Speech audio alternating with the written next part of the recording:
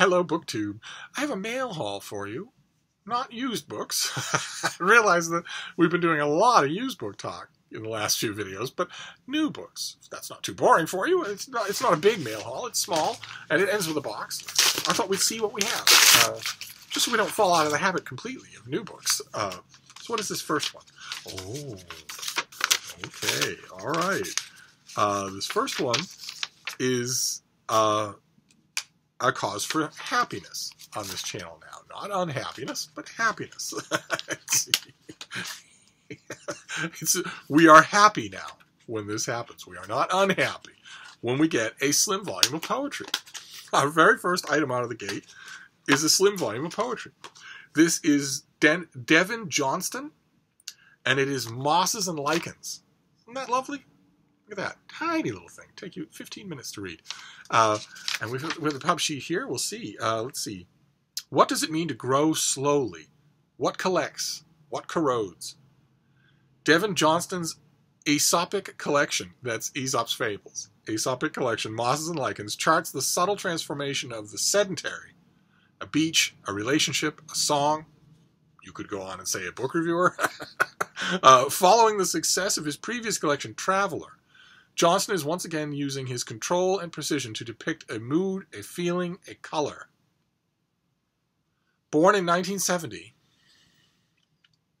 Devin Johnston spent his childhood in North Carolina, and he's the author of 5 previous books of poetry and 2 of prose. Okay, so this comes out in early May, and we are happy, right? BookTube, we are happy when we get a slim volume of poetry now, because we're reading poetry, and we're not just reading John Dryden to please Steve. we're reading contemporary poetry to sift through it and find out what we like and don't like, and maybe learn a bit and grow a bit in the process. I think that's wonderful, and I'm enjoying it already, and we've only just started. So let's pick a poem. All right, let's go to page 41 and pick one poem. We're not gonna rest anything definitive on this one poem, but we'll pick just one poem from here because we're reading poetry now. We're not just grimacing when we get a slim volume of poetry. We're reading it. This is called The Yoke. Y-O-L-K, not Y-O-K-E. Embryo clicks to embryo and twitters like a pipistrelle. One ear, curled against the breast, amplifies a rapid tempo. The other, cupped against the shell, detects a rustle near the nest. One eye, dark as anthracite, will someday seek a hiding place.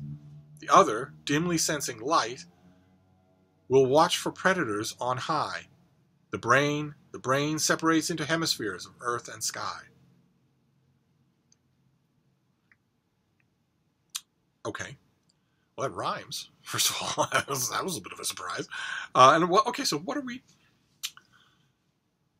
Okay, so it's embryo clicks to embryo and twitters like a pipistrelle. I'm smiling at pipistrelle because I know pipistrelles quite well. And I don't know where they belong in this poem. One ear, curled against the breast, amplifies a rapid tempo. The other, cupped against the shell, detects a rustle near the nest. One eye, dark as anthracite, will someday seek a hiding place. The other, dimly sensing light, will watch for predators on high.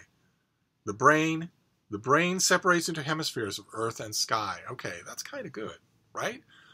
I don't think it means literally that one eye will seek shelter and leave the rest of the chicken behind. But the idea that that split between concentrating on nearby things, the heartbeat, the rustle in the nest, and distant things, predators, the sky, the outside world, and that the brain separates those two. All right, okay, well, I liked it. I don't know that I get it completely, but I like what I get of it. So that is early May, and we will come back to it because we will get a finished copy. So we're off to a fine start. Let's see. Let's do another one here. Okay. This is by Andreas Wagner, who is a professor and chairman at the Department of Evolutionary Biology and Environmental Studies at the University of Zurich, and an external professor at the Santa Fe Institute. And he lives in Zurich. And Is this translated? No. No. Okay. This is called Life Finds a Way, What Evolution Teaches Us About Creativity. I think the first thing that evolution teaches us about creativity is that you'll never go wrong quoting Jurassic Park on Earth. So this is a popular evolutionary book with a quote from Jurassic Park on the cover. From microscopic algae to giant redwood trees, from gut bacteria to African elephants, every single one of the millions of species alive today is the most recent link in a near-endless chain of creative achievement that goes back all the way to life's origins. Each organism hosts countless innovations, seen and unseen, from the molecular machines working inside its cells to the physical architecture of its body, be it streamlined, lightning-fast, camouflage, or covered with solar panels. This amazing diversity is the product of nature's creativity.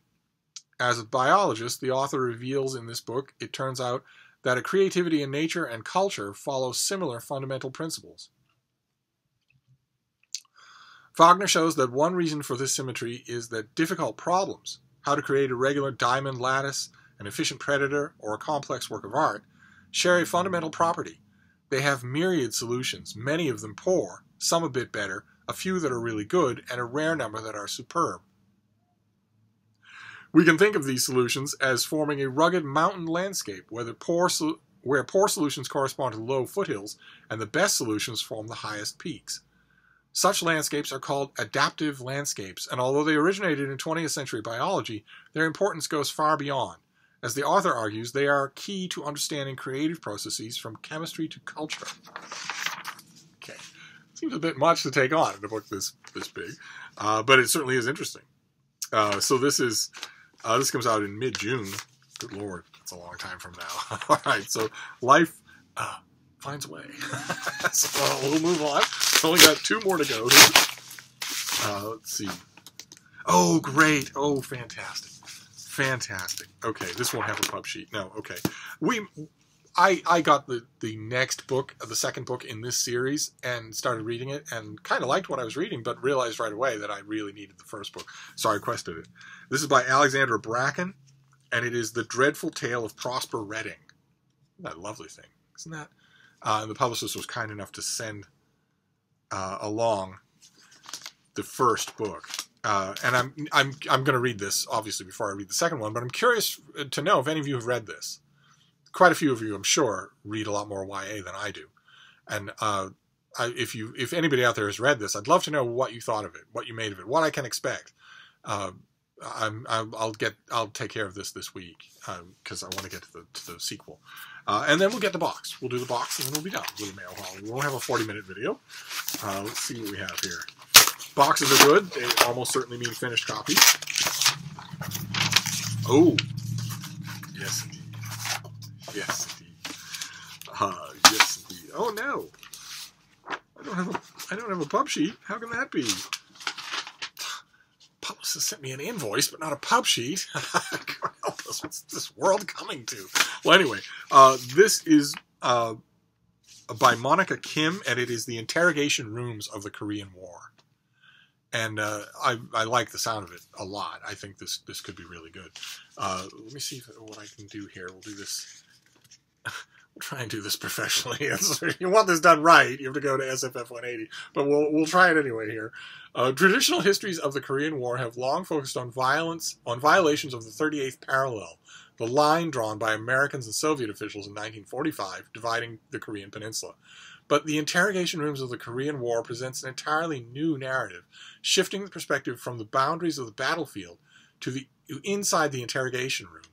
Upending conventional notions of what we think of as geographies of military conflict, Monica Kim demonstrates how the Korean War evolved from a fight over territory to one over human interiority and the individual human subject, forging the template for the U.S. wars of intervention that would predominate during the latter half of the 20th century and beyond. And as you can tell from that little description, this is not going to be exactly conventional.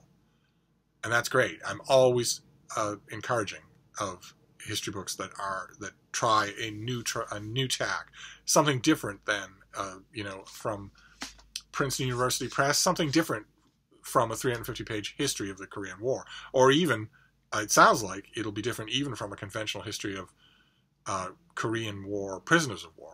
It sounds like it will be different from any of that. I could be wrong, but I'm hoping for the best. I have a good vibe from this. So there you go. That is a nice brief mail haul. So we have the interrogation rooms of the Korean War. Could be fascinating. Then The Dreadful Tale of Prosper Redding by Alexandra Bracken. The first book in a YA fantasy series, and the second book is out soon. I think it's out in the beginning of next month. Then Life Finds a Way by Andreas Wagner, about the odd synchronicities between the adaptations that life uses to overcome, life's challenges, evolutionarily speaking, and the adaptations that humans use to overcome creative obstacles. That I've read books like that before. I don't think I've ever read one that was quite this small. So I'm curious to know what the author will bring to bear in so small a space. And talking about small space, a slim volume of poetry, Mosses and Lichens by Devin Johnston, who is an old hand at writing. And this is his latest book, or will be. So there you go. That is a nice varied mail haul for the day. Wonderful. So we'll wrap this up for now. We'll probably have lots more bookish stuff to talk about, though. So this may be a 5-video day. You just have to spiritually prepare yourself. But I'll be back. Thank you, BookTube.